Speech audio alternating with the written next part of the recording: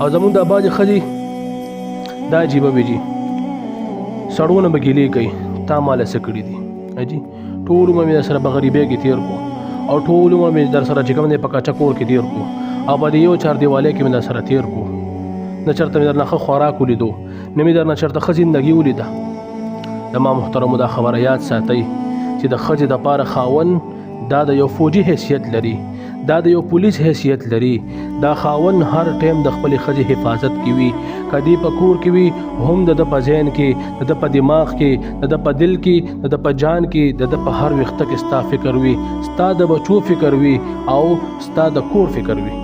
او د خپلو بچو د کامیابۍ فکر وي که دې په هر ځای کې وي دې خپله انا ختموي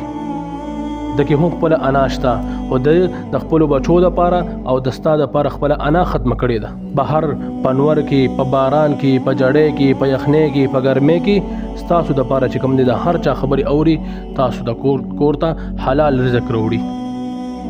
دا د ستاسو دپاره یو سپاهي دی دا ستاسو دپاره یو حفاظت کوونکی دی الله پاک دا یو ذریعه جوړه کړې ده چې الله پاک ستاسو د خاوندانو په ذریعې سره ستاسو حفاظت کوي شکر وباسو زما محترمو د خاوند ناشکري نه کو او په حدیث مبارک کې راځي چې کومه ښځه خاوند سره بدتمیزي کوي او هر ټایم چې کوم دی که نه خاوند له دا دماغ په دې سپېږمو باندې رابیولې وي او هر ټایم خاوند سره چې کوم دی لګیایي بده خوله چلوي بد زباني کوي